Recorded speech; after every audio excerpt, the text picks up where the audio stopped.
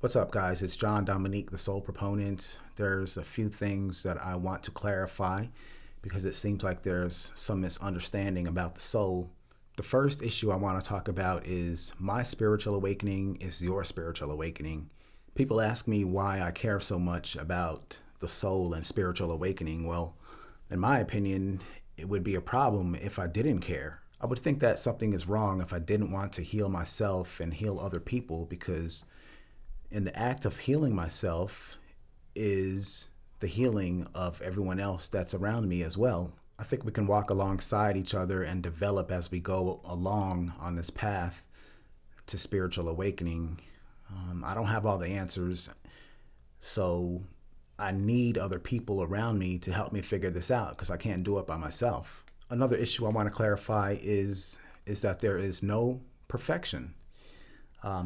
Some people advise me that I need to correct my lack of self-worth before I can help others correct their own lack of self-worth. I disagree.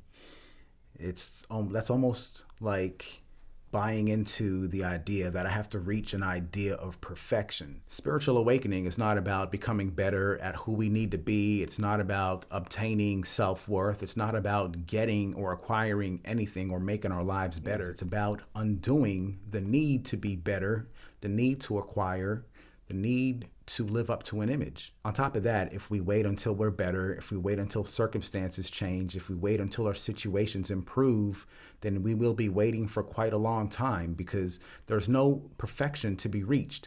And this is one subtle way that the personality will prolong its existence. Another thing I want to clarify is that the traditional notion of Jesus, the church, and the Bible are just guides. These are not things to hang on to as the end all be all that have the final authority to our spiritual awakening.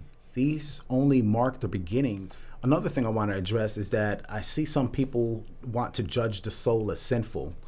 And I believe this is missing the lesson from the Garden of Eden. In the Garden of Eden, we bit from the forbidden fruit of the tree of the knowledge of good and evil, and that is our downfall. We want to judge everything, and that's okay. That's a good thing in a way, but there comes a time when we have to know where the limit is. I think we've crossed the line when we decide to judge the soul and in turn judge God as bad, as sinful, as wrong, as something to be avoided. Then we have a problem. So what we can do is to own the fact that we made a mistake. We've taken this judgment theme too far. We can quit treating the soul like it's something to be avoided, because that, again, is only going to lead to self-rejection.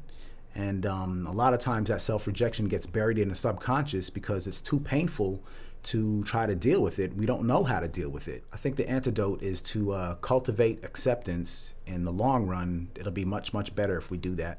Another thing I want to address is, do we trust our money more than we trust God? A lot of us want to think that we trust God more than we trust money, but our actions say something different. I think a lot of us like to talk about God in theory, but in practice, we tend to shy away from it. The last thing I want to clarify is that the soul is not a game. I think it'll greatly benefit each and every one of us if we find out what our soul is trying to say to us. One of us just might become the next Buddha or Jesus. John Dominique, the Soul Proponent. Peace.